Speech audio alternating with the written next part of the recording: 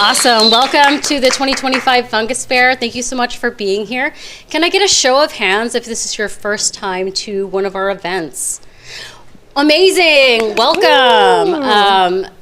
We have so many amazing vendors, science events in 101, and presenters today. So we're excited to share all of the wonderful things about fungi and mushrooms as we can share with you. I'm so happy to have Aixa here today, coming from Long Beach. We met last year at the Mushroom Fest that was held there, and I'm so excited to hear about some of the Myco-Materials and all the things that mushrooms can do to save the world. So without further ado, let's give a round of applause. Oh, thank you so much. I appreciate it. Hi guys, my name is Aixa. Can everyone hear me back there? Okay, I'll try to speak as loud as I can. I appreciate you guys for being here, and I'm really glad that you guys want to learn more about mushrooms and what they can do. I co-founded Myceliumatters, so that's an educational organization where we essentially teach people about all the applications of fungi, not just culinary, but fungal biotechnology and remediation.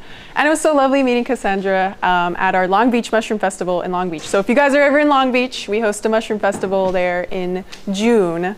But yeah, I'm going to be talking a little bit about fungal biotechnology and exploring some practical applications of myco-materials. So if you guys don't know what myco-materials are, I'm going to be teaching you about them. So myco-materials are made of the root structure of the mushroom called mycelium. So I'm sure you guys have been hearing, if you're familiar with mycelium, you know they're super intelligent and capable of so many things. And the root structure, when combined with something else like a binder, like hemp or grain, they can actually be made into materials like this, like these. There's a lot of benefits when it comes to building with these materials. And as I'm sure many of you guys are aware of, we have a huge waste problem. We have a huge plastic packaging, styrofoam problem that's kind of choking up our environment. And it's very devastating. And if things are going to end up in landfills either way, why don't we start innovating applications and technologies to create biodegradable and compostable materials, like packaging materials, plastic materials that are replacements. So that's one of the key benefits of myco-materials, is that they're biodegradable and they're compostable. Some other really cool aspects of fungal myco-materials are they are fire retardant. So I could torch this and it'll never catch on fire, which is absolutely incredible. They're heat resistant and thermal insulators too, which I'll get into a little more. So a lot of people are researching into creating insulation out of myco-materials because insulation has to be replaced every so often. And a couple of other things is they're water resistant with proper treatment. So if you were to coat this in, let's say, beeswax, it would be waterproof, which I'll get into a little right now. But yeah, here are some just examples. This is some reishi leather on the left, and I have some reishi leather that I'm gonna pass around to you guys so that you guys can examine it. This is made out of the mycelium with cotton. It's pressed down and rolled flat to make these leathers. And yeah, feel free after the presentation to come and smell. It smells like mushrooms, so I'm gonna pass these right here. Yeah. And yeah, a couple other, big organizations and businesses are working with this, like MycoWorks is developing different types of leathers. This I'll be going over a little bit in the next slides, but there are some limitations, just like with any material, and one of those is the cost, obviously. And the mechanical properties. These materials aren't really easily bendable. As you could tell, I can just break this in half, but they're meant to be compostable. A lot of the times we order plastic packaging when we go out to eat and we kind of just discard it. So imagine if that was more eco-friendly and sustainable and made out of something that could degrade. But yeah, I'll be passing these around too, so you guys can see that. I'll pass it on this side. Here you go. Pass it back. I do want to mention, for those of you paying attention, I'm going to have a mushroom trivia at the end where you guys can win some fun prizes, and one lucky winner will go home with that mushroom box. So if you're paying attention, just saying. All right, you can. So like I said, I'm going to talk a little bit about how they are made. You typically start off with your mushroom genetics. I typically use reishi. I didn't bring the mushroom, but I have it at my booth. I have an educational booth in the patio if you guys want to see more. But I typically use a mushroom species called Ganoderma lucidium and another species of Ganoderma. And you typically mix it with a binder. And then you put this mixture into a mold like you see there and there. And then you wrap it in saran wrap and you kind of wait for your mushrooms to grow, never letting them fruit. Like, how many of you guys have grown mushrooms before? Okay, we have some experienced people. If you don't really know how mushrooms are grown, they're usually grown with some type of substrate and mycelium, and then you transfer that into soil or like an inoculant. But you typically use grain and hemp hurd, which are agriculture wastes, which is another part of why this is so cool, is because it creates a circular, like closed system. You know, you're using agriculture waste to create materials. So like I said, you pat them into a mold of some sort, whatever you want. That mold is a 2-part mold, the one that is I'm passing around. That makes a box. And for these molds, it's pretty much flat trays that you press down with cotton. But I'll show a little bit more about that. And people have made furniture out of this. People have made fun little sculptures like teddy bears and plant potters or potters. So what's really cool about this is the material that you make completely depends on the binder that you use. So you can make really hard textures, you can make really soft textures. And this is a little ashtray, if you will, that I made using grain and mycelium. And what was super interesting about this technique is that it made the outside super soft. It was like fuzzy, like velvet almost. So that was really interesting to see this material. And then on the bottom, you could see I didn't have that exposed. I had that part of the mold exposed, so it didn't cover. But if I covered it, the whole thing would be covered with mycelium. So you can, yeah, some molds some binders that I've worked with are hemp hurd, cotton, and grain. And this is packaging that I made for my mushroom farm in El Paso, which is my hometown. I'm originally from El Paso, Texas. And I started a little mushroom farm out there, and I was like, how can I make the packaging more eco-friendly if people want it shipped? So I got this mold that is in the layout of a packaging. And like I said, I packed that mold with the mycelium, the reishi mycelium, and I used hemp hurd as the binder. And like I said, different binders create different textures and qualities, but yeah, I really like this because it really hit home. I'm glad I could educate people in my hometown that are so averse to mushrooms. So when you tell them they're mushrooms, they're like, wait, what? And I'm like, yeah, they can do things like this too. And a lot of people ask, how long do they last? And what's cool about it is it completely depends on how you take care of them. I mean, they can break down in a couple weeks if you throw them in your garden in the right conditions, but they can also last, you know, a couple years. I saw a couple people with mushroom hats. Oh, this gentleman. How long have you had your hat for? About a year. About a year, okay, and it's still in great condition. And a couple of other people have had mushroom hats for like 5 years, 10 years. Paul Stamets has infamous for his hat that he's had for like over 20 years, and it's still in great condition. But this can apply to things like clothing and packaging materials. And like I said, it just depends on how you care for them and if they're exposed to water or not, or soil or outdoor conditions. Yeah, you can change the slide. So now I'm going to get into a couple of examples of where these are currently being applied on a larger scale. So this was out of Design Week in Amsterdam. Pascal Lebouc made this. He made this rolling pavilion, and it's a giant structure, and it's incredible. The inside, you could switch the slide. The inside is just fascinating, you know, and this is an actual structure that held up, and it was around for about 1.5 years before they discarded and disposed of it in soil. But it was more so of a statement piece, kind of highlighting the architectural application of these materials. And the doors are just also fascinating. And what was interesting about this is they kept it alive. So I forgot to mention, whenever you're making these materials, you do have to bake them. Kind of similar to pottery. That piece that I passed around was baked at around 100 to 250 degrees. It really depends. But you can keep them living. You can keep the mycelium living. It will grow, and I would recommend baking it because it makes them last longer, obviously, and there's not any I guess there's not any room for contamination when you heat them, but when you could still apply them when they're living. So I'll talk a little bit about this. This is Hi-Fi the Living, also another structure that used living mycelium. And this was a 40-foot structure, and this was shown and debuted at the Design Week in Milan, and this was called the Hi-Fi. But another example of the architectural properties for these materials. And this is kind of a photo of how they made them from their lab. Like I said, you need a mold. They had these big brick molds where they put the same thing that I used, hemp hurd and Ganoderma reishi mycelium. And what's cool about this is they left it living too. They could easily bake these, but I guess for proof of concept, they just left them alive, and hence the Hi-Fi the Living. But giant, beautiful.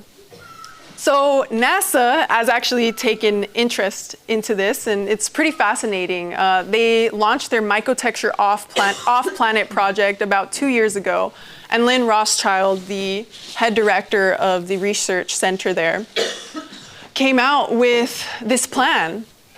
And as you can see in the photo to the left, they want to test if mycelium can even survive in space, and they actually sent some composites into low orbit.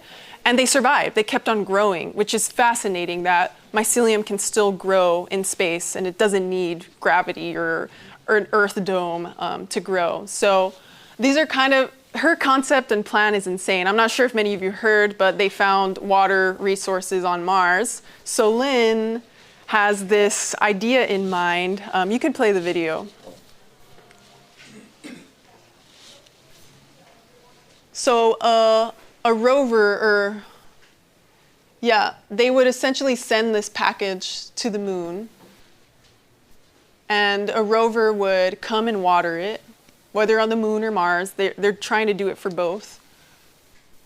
And then the water and gases are released into the package that's like opening up into this chamber where these structures are going to be built. It's insane. It's super fascinating because I personally never thought NASA would be interested in Myco-Materials because, I just love mushrooms because I love mushrooms.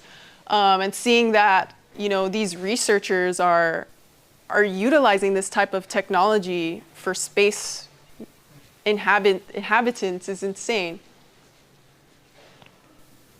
And they are mixing it a little with algae to provide fodder for the mycelium to metabolize, which is interesting. But super high-tech, insane plan, and really inspiring. All right, you could switch it. So they're being used in space, but like I mentioned, they're also being used here on Earth, as we would want. My friend Sam Shoemaker actually made a canoe out of mycelium, and he had a 2-part mold where he put half of the mold, filled it up with what I said, hemp hurd and the Ganoderma species, and then he let that dry a little bit. It was still living. So what's cool about this is you can connect two objects if they're still living. So it's cool. You can create bigger structures like step by step. You don't have to do it all together. And what's crazy about his story is he literally found this species of mushrooms that he used outside of his studio. He just found it, cloned it, took it to the studio. And that's actually a photo of a mushroom in West Hollywood that I saw not too long ago. So it's cool how we could use the resources that we have all around us to make stuff like this. What was cool about this too is he made it waterproof with a beeswax sealant. So this is also biodegradable, which is really awesome. And what I loved a lot about his project is that he decided to use a biodegradable sealant rather than something that's like a plastic sealant or another different type of coating. This is a really interesting one, and I really wanted to mention this because it's also as fascinating, but fungi are debuting in electronics, specifically Myco-Materials. So like I mentioned, the heat-resistant properties, the thermal insulation properties of the mycelium or the Myco-Materials. Well, in computers, you kind of need that too. You don't want your computer to overheat, and they have these things called substrates in computers, on computer chips to help cool down the system. And when I found out that Tabor of Johannes Kepler University was making chips out of Myco-Materials and soldering on these electrical components onto them to keep the computer cool. It was extremely fascinating.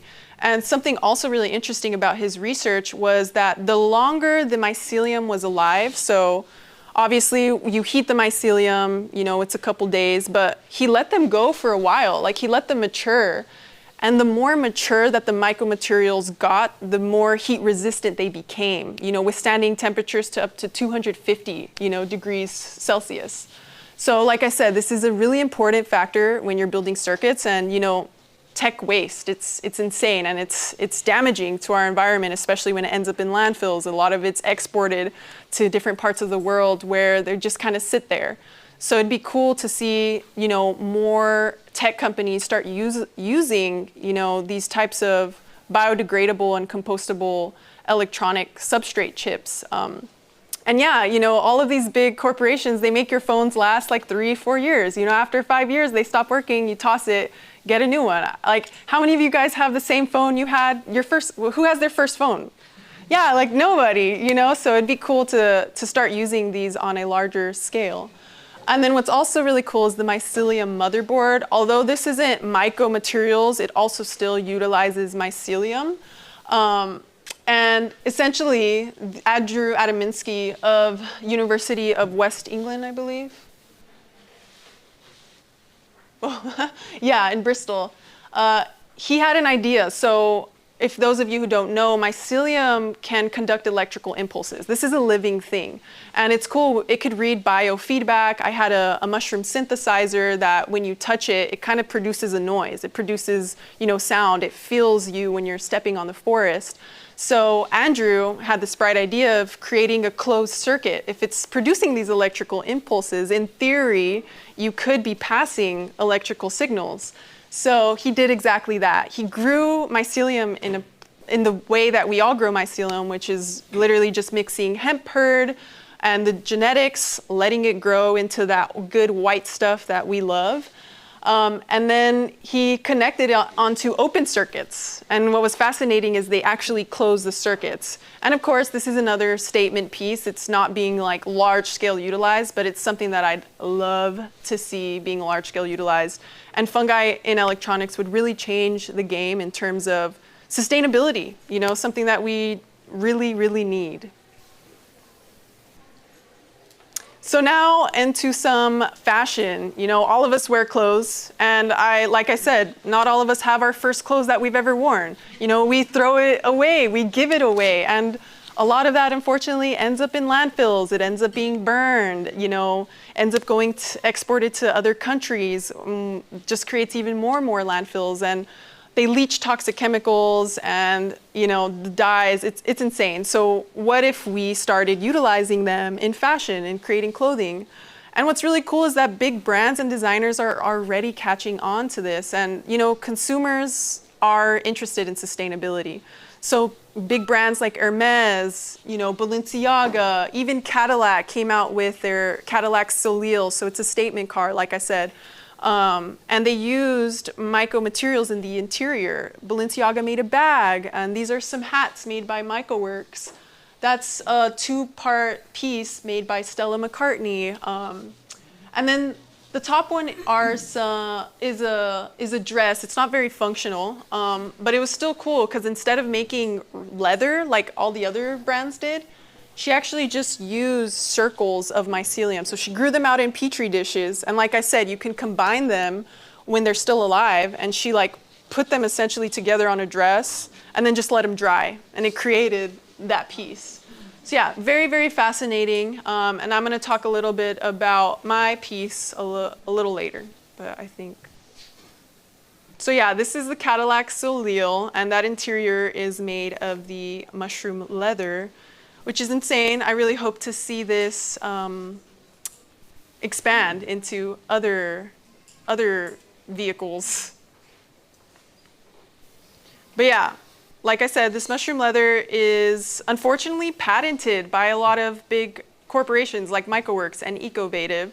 So it's really important for us to do our own research into this. And you could switch the slide.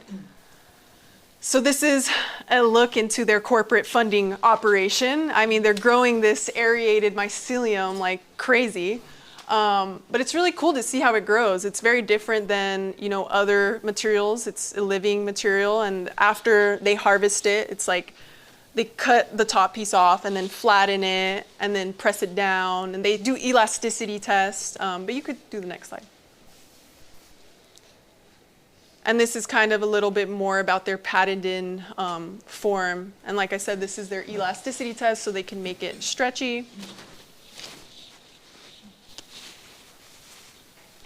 So I utilize fungi solutions. It is also made in a very similar way. And obviously I'm going to do the low-tech process because I don't have corporate funding. But I utilize cotton as the binder. So like I mentioned before, I utilize hemp, hurd, and grain. This is the first time utilizing cotton, which is really cool because mycelium really eats any substrate that it has. And I didn't know that it would enjoy cotton as much as it did.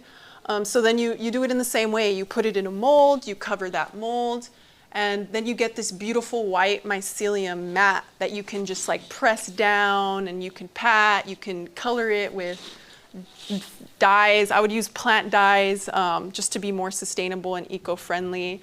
But yeah, I use Ganoderma lucidium, a species of mushroom. And the first prototypes that I made were obviously easily ripped. This fabric is a little harder to make when you don't have this big corporate funding, science backing. But it's still possible. It's so possible. But yeah, that's why there's need for independent research in this to be able to mass produce. And so yeah, this is the top that I made. I only had a small piece of fabric, so I played around with what I could, and it was functional. And a lot of pieces are typically statement pieces, but this is an actual functional piece that a person can wear. And surprisingly, I got a lot of inquiries about people purchasing them. I was like, well, I'm not at that capacity yet, but thank you. You could do the next slide. And this is Deadbolt. So this is obviously a big corporate company already producing these at a larger scale, and they're making bags, they're making vests. I think it's just really awesome to see. 5 years ago, even 10 years ago, this wasn't even really out there. But fortunately for Dead Works, I think that's what they're called, you can actually buy these off their website. Although they're a little pricey, they're, from $500 to $1,000, which is nuts, but that's high fashion. It's still possible, and I think in the next couple of years, this type of fabric and fashion is going to be way more notable, and you guys are going to remember this. But yeah, like I said, there's a huge market opportunity.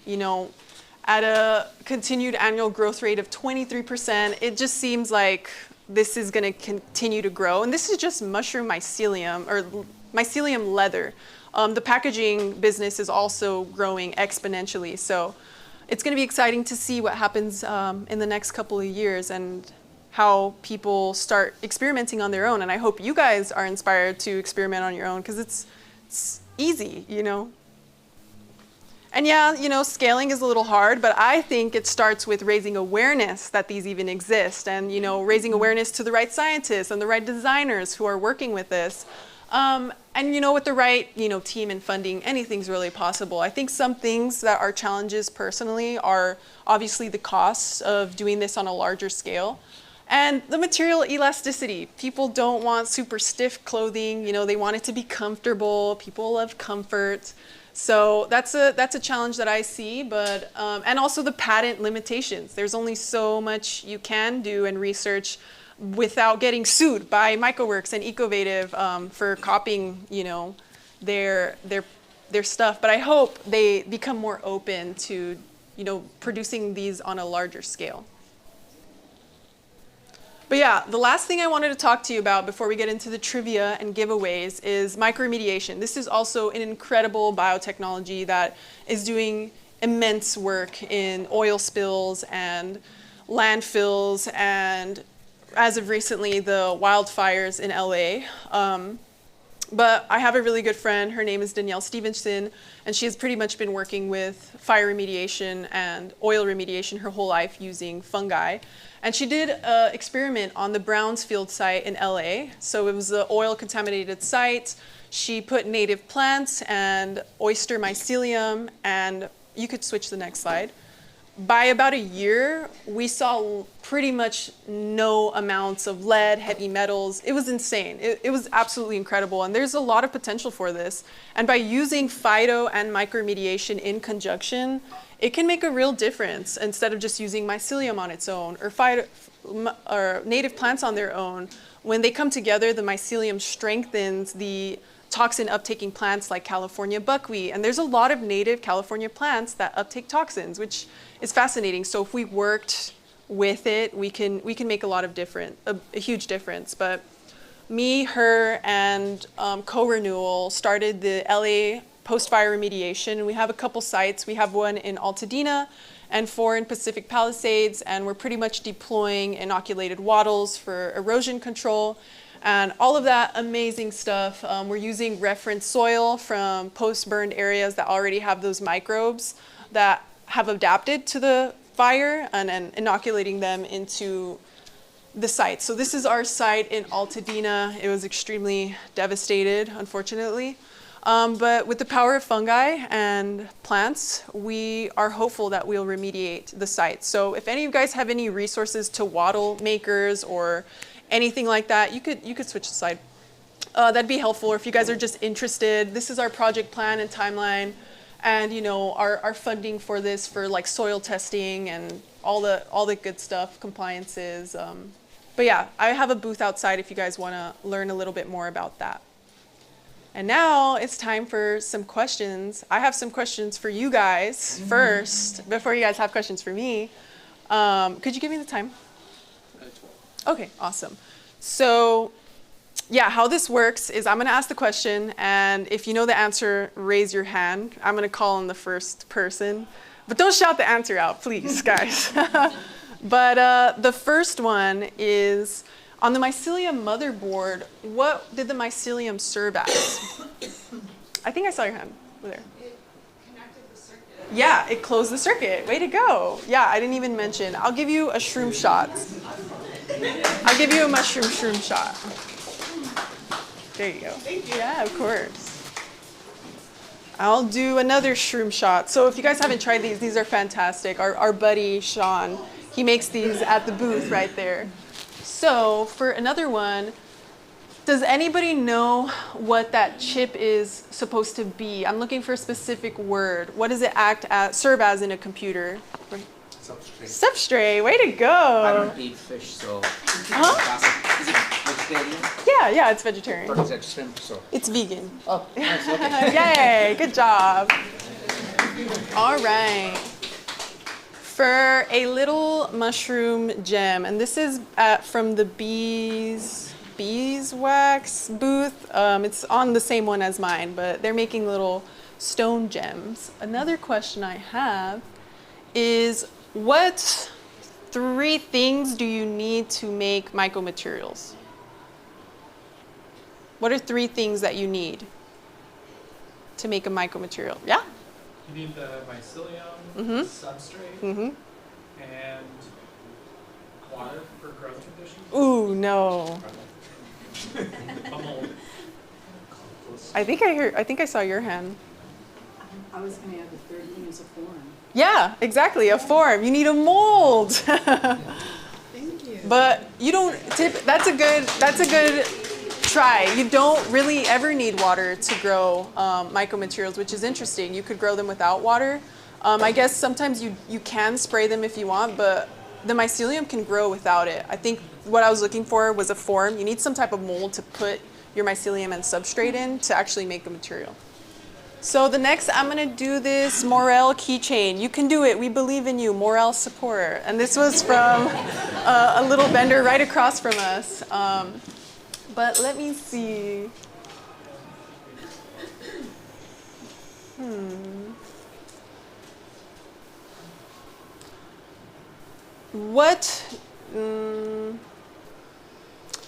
Can someone list at least 3 different properties that are beneficial with Myco-Materials? Like what can they do? And I'll give one. They can be water resistant with beeswax sealant. What are some other, 3 other ones? I think I saw your hand back there. All right, I'm gonna try. I only thought of one. Biodegradable. Yes. Impact resistant for your like packaging. No. Good try. I saw your hand next. Fire resistant. Fire resistant. Also, biodegradable. Right, right.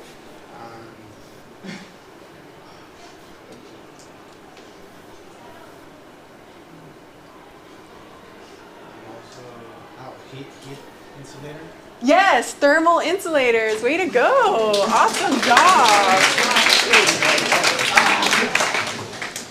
Yes, he is right.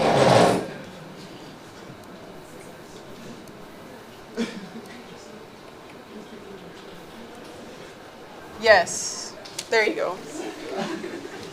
All right, for another shroom shot. For the,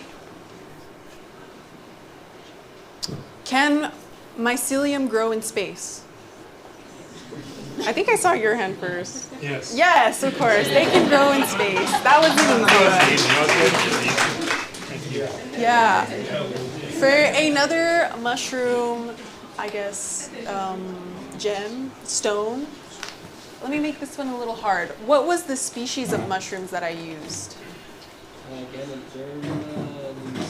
Yeah, way to go. Ganoderma lucidium. Awesome. Yeah.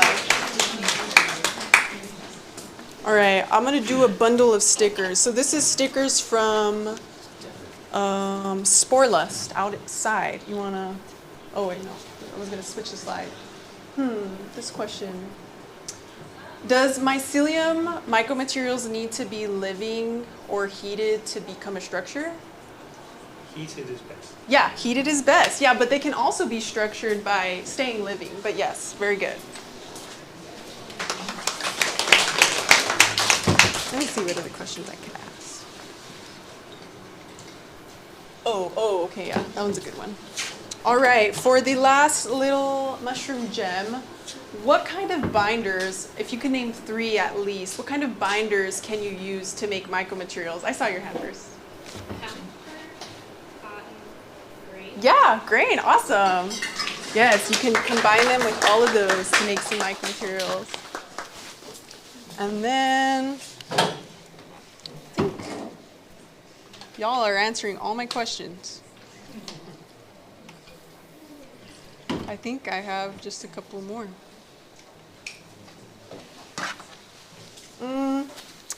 For this little sticker pack, no, I guess that's a little easy. For this sticker pack, I guess this will be a little bit about myself. What organization did I co-found? Yeah. Yeah, way to go, Myceliumatters. My organization is Myceliumatters.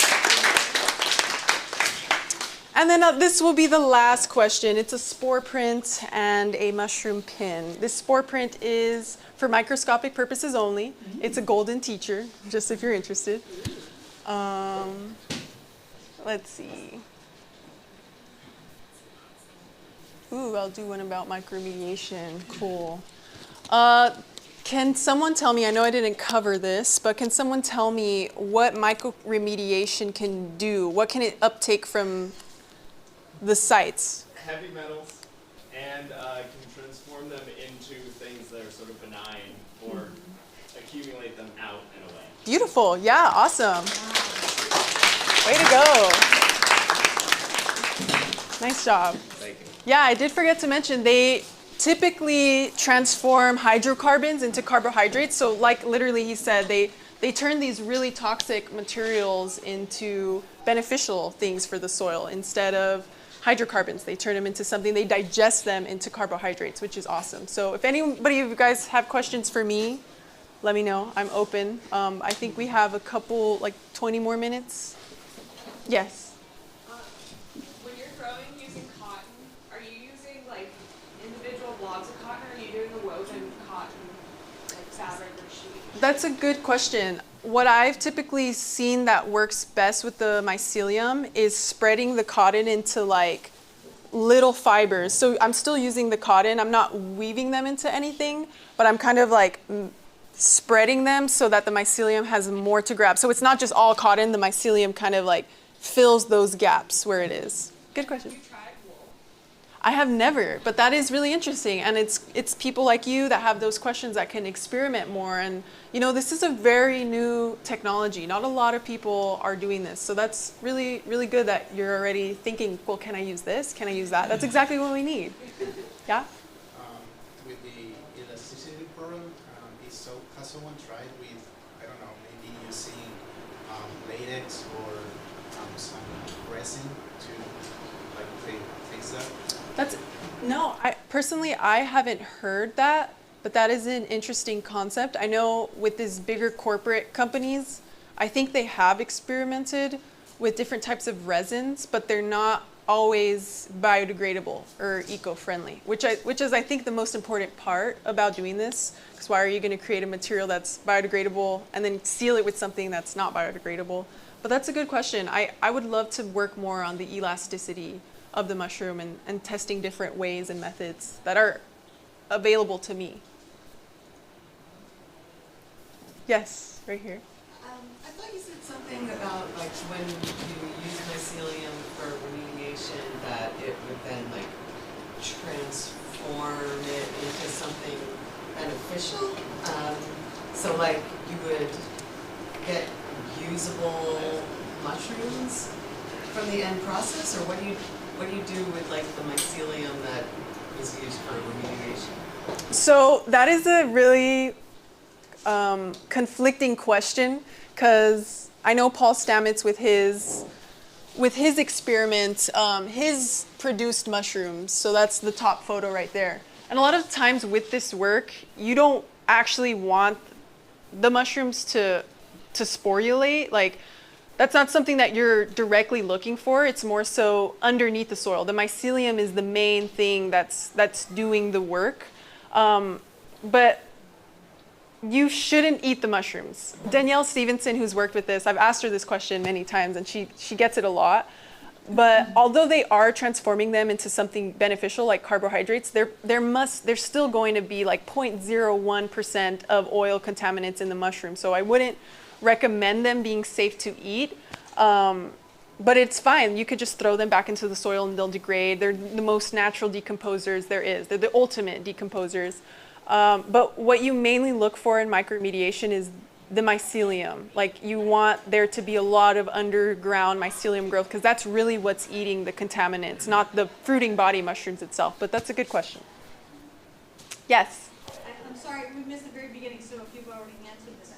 I was actually curious about the wool as well, because they're using that a lot, the fire resistance and insulating capacity.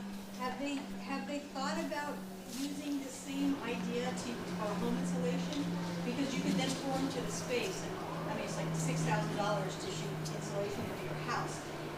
Where's that line between it's going to form the insulation and then we can heat it to stop that, versus it's going to heat my house? I mean, Yeah, right. I mean, that's a really good question. Yeah, me and Max, my partner, have been in touch with a couple home developers on utilizing mycelium insulation. And for insulation, you would have to heat the mushroom material, because when it's heated, that's when it becomes a thermal insulator. So it wouldn't eat or rot your home away, but it would have to be replaced in like 5-6 years, because it's going to be in the walls. Like, nothing's going to really be happening to it. But it is super costly. You know, that's the thing. I think it's possible, and that's kind of what we're in the works of doing, because we know the application is there, but it's more so getting the funding to actually produce these giant, you know, squares or rectangles to be able to fill an entire house. But the concept is there, and it wouldn't rot your house away unless you didn't heat the material. I hope that answered your question. Yes. Okay. I actually have one other one. Are there any interactions between organisms like mites or termites and the mycelium? I look at the chicken coop. It'd be a great thing to stick in the chicken coop to insulate. Mm-hmm. But those animals are, I'm just creatures or a problem within the chicken coop or the mice or termites. Interesting. Is there any action would that allow it to lose to thrive? I've never heard any research on that, but that'd be interesting to read. I have heard that rats really like the corn or grain when there's mycelium on there, but it's only when it's living. It's not when it's heated. So I feel like it wouldn't be as palatable to like critters or mites when it's heated. But that's a really good question. Anybody else? Yes. Aixa, I'm sorry we missed the presentation and came in at the beginning of the Q&A, so you may have said this, but that question kind of leads me to ask, what type of partnerships can help your organization? And you mentioned funding. You know, how can we support you? I just admire what you're doing. It's incredible. I would love to support you guys more. Can you educate us on how we can help as like the general public? Yeah, you're so sweet. I really appreciate that, and it's totally fine. I appreciate you bringing this up now. I think the best way to support us is either volunteering with us or also doing your own research. I think our main thing with Myceliumatters is we want to spread awareness and education that these technologies exist and that you can apply them if you're interested. You don't have to be, you know, a scientist or a PhD student. And if you are, even great, you know, apply those in your universities and prospective fields. But if you want to get more involved, we have our website. You could go to the very last slide.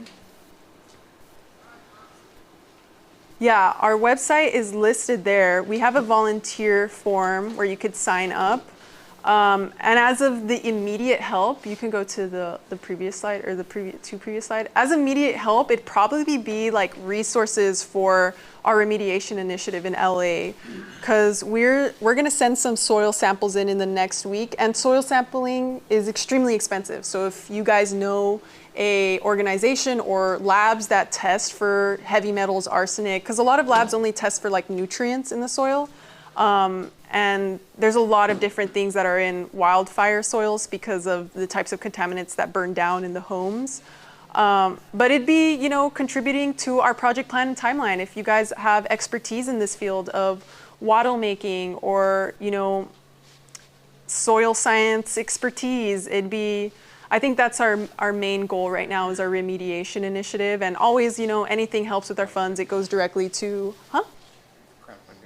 Yeah, it just goes directly to the soil sampling, the wattle making, PPE. You know, we have to go out there in full gear with crazy masks. You know, I feel like an astronaut every time I'm on a site with all of this PPE on me. But that also helps. But thank you so much, Coco. Thank you. Anybody else? Yes? Yeah, kind of a couple questions to summarize. One would be your thoughts on maybe the top one or two or three, you know, going forward, the growth fields for this that are dear to you, but also maybe sort of from an industrial perspective, the ones that make most sense that will be successful. The other question is more on sort of the educational front, K through 12 efforts for educating and building kits, getting into the classroom, and sort of teaching the next leaders if there's any sort of traction for pushing that along. Yeah, I like that you bring that up because me and Max have done a lot of efforts in educating schools for free from, you know, elementary to middle to high school. We've done it all. And surprisingly, they're I guess the craziest crowd I've ever had. They're like, oh my gosh, what? So it's really cool. And I'm glad that you mentioned that. And your first question? Well, just to further that, I mean, it's one thing to go in and just to do a little class, but how do you scale that to, you know, every school in the country, or potentially every school? And, yeah. You know, kids or maybe teacher education initiatives I love that. where teachers can come together and learn and take back to their classrooms lessons and plans. Very, very true. Like Starting that. like That a might lesson fit into plan. Their sort of training, sort of needs and desires anyway. I love that. Yeah, Ecovative actually has a toolkit, the mushroom box that I was passing around. They actually have a teacher toolkit where they provide like teacher packs, but that's really interesting. I'm really glad that you bring that up. Fit that into your materials too. Exactly. Yeah. Or food or whatever. I love that. Yeah, thank you for bringing that up. I think that's gonna definitely help us internalize how we can expand that. And I remember your first question now. I think where I see this going like blowing up is in the packaging industry. You know, packaging, waste packaging is insane, and also the textile industry. And then, yeah, textiles and packaging are probably like the biggest waste, you know, plastic packaging, styrofoam packaging. And we need to replace objects that are easily replaceable and not much different than what was already being produced. So like the reishi leather that I passed around, it feels like leather, like there's not much of a difference. And the packaging, you know, it's biodegradable. So I think those are where I see it really expanding, and the market for reishi leather is insane. It's growing, but for those industries in particular, and even architecture, I think building materials and just like architecture in general. And what's cool about these materials is you could take them all into your prospective field, whether you know you're an architect or a soil remediator or a packaging company or anything like that. But yeah, those are where I see the industry heading. Any more questions? Yes. I was just curious what your education background is in, and your partners as well, like kind of how you guys formed the organization. Yeah, thank you. That's a really sweet question. I graduated high school in 2020, so I didn't have many options to go to university other than being online. So I was like, you know what? I'm gonna opt out and focus all my endeavors on stuff that I'm interested in. And when I got into fungi and started learning all about their applications, I fell in love and obsessed even. And fortunately, you know, although I'm an independent researcher, so, you know, I'm a citizen scientist, and that's why I'm saying you don't need to necessarily have your degree, although I'd love to go to school and it's costly, but I'm still going, you know. It's cool when it's driven by passion. I think that's when people make the most difference, is when you have passion for what you're doing. And that's what me and my partner had, and fortunately we've been able to host conferences and festivals across the US, kind of educating people not just on this, but on psychedelic legality and research, and different functional and gourmet mushrooms and the benefits of those for different ailments and illnesses. And this is just another really a big obsession that I have with Myco-Materials, because I know that their applications are incredible and they're functional too. But thank you for that question. Yes? When you talk about like reishi leather or the different types of mushrooms, does it have a big impact on the mycelium and the sort of final, you know, the properties of things you're creating? Yeah, every mushroom's mycelium is different. So the reason I personally use reishi is because I'm not sure if you guys have ever seen a reishi in its form. It's super hard. Like reishi growing out of the tree is super hard. You can knock on it, it's like wood. It's like, so I would assume that the mycelium is also just as strong and durable. But with things like oyster that break off easily, they're not really functional. I mean, you can still create mycomaterials, but they won't be as durable and hard. And MycoWorks is looking at all of the different species of Ganoderma, of reishi, to test which one is best. Is it the black reishi? Is it this, you know, different type of reishi, Lucidium, or all of the other species? But that's a good question, and I'm glad you brought it up.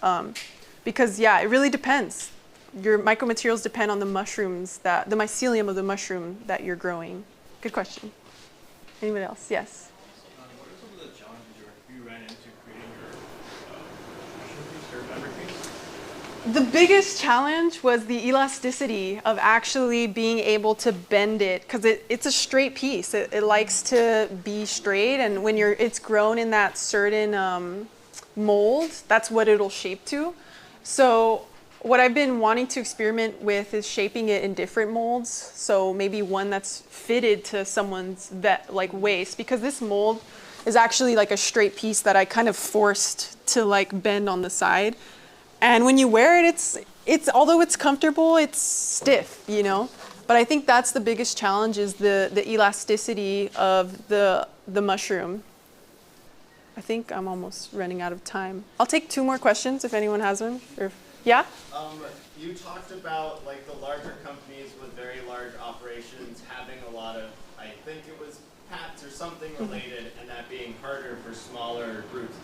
In your mind, what do you see as being like the ideal way to get it so that people can share the skills, or maybe do smaller patents in smaller groups? What do you think would be the best for this to take off and be sort of accessible, but also something that is sustainable for people if they want to Yeah, that's a good question. I think you start off by looking at the patents themselves. Like, what do they even consist of? What are they doing? And a lot of the times it's complex machinery. So people like us can start experimenting without having to worry so much about getting sued by these bigger organizations. But I would say experiment. You know how to do it. You know, you could research into what the patents are doing and maybe kind of follow. So like one of the patents for MycoWorks mentions cotton, which I wasn't working with before. I was like, I'm going to put this mycelium, just the mycelium, because that was my perception.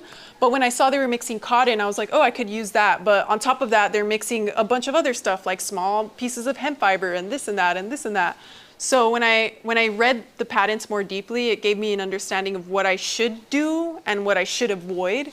But a lot of it I naturally avoid from not having access to hundreds, millions of dollars in funding and complex machinery. So, but that's a good question. You should research on your own. And there's a really good resource on YouTube that makes the circles of mycelium that you saw in the presentation, which is a little easier because it doesn't have anything combined. It's not with mycelium, but I could share that. I have a booth in the back if you want to learn. If you want to learn more. And you mean booth in that?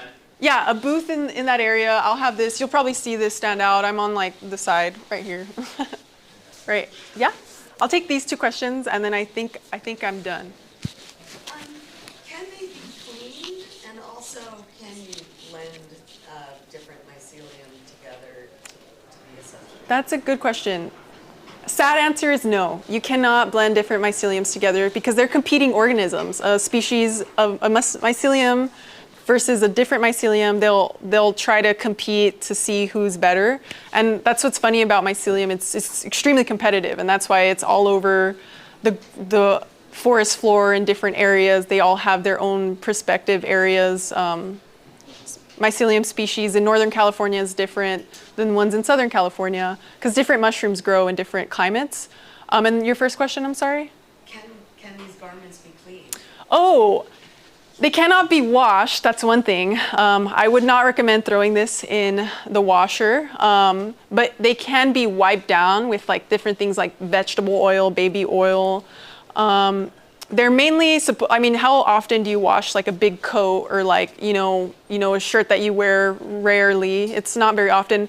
And according to a statistic from the EPA that surprised me, a lot of us only wear clothes 7 times before we either give it away or we throw it away. And I know a lot of us, it's different for many of us. I feel like I've had a shirt for like 5 years, but for the majority of people, you know, fast fashion is a huge thing. Which is why it's so cool to have these types of pieces that you can just discard of when you don't want to wear them anymore. And I think that's why they probably apply to celebrities or like big bougie brands, because celebrities don't want to wear a piece. They don't want to be seen in a piece more than once or twice. So I think that's why they're being targeted to them first. That's such like a high luxury brand. And then your question? Yeah, so I know I do gray water systems and composting, and I know that time is sometimes one of the biggest factors. So when you do remediation with the fungal universe, how much of a factor is time in terms of getting things out of the system? It is a huge factor, and I'm so glad you brought that up, which is why I wanted to, although this isn't really part of my presentation, I still felt like it was a need to even talk about, because with the rains coming down, there's going to be a lot of erosion, and that's kind of what we wanted to avoid in the first place. So before the rains come down super heavily, we want to install inoculated wattles on these sites, which would help with the erosion, prevent, you know, erosion control. But it is a huge thing. And what's interesting is the organizations that we are partnering with for this, they want to have different sites that we can experiment on, because this is a new technology.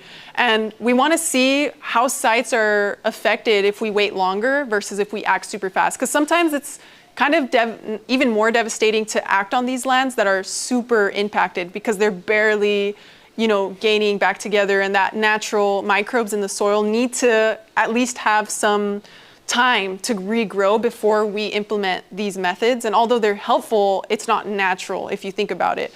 It's more so trying to remediate the toxins that shouldn't be there, you know, that people are planning to rebuild. But yes, we need to act fast, but it's interesting and cool that part of our research is giving some spaces on our sites time to see and experiment what's the timeline on how fast we should react. And it really depends on the sites, because some of them are more near wildlands, some of them are on our hills. But yeah, it's super research experimental right now, and we're doing an observational study, an experimental study. But good question. Thank you. I really appreciate all your guys' questions and for listening to me talk about mushrooms. Thank you so much.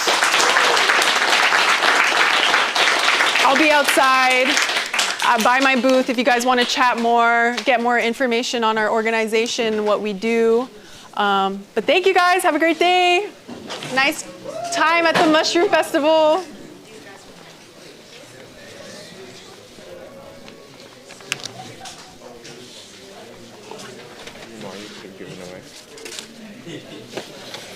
You can give them away at the booth.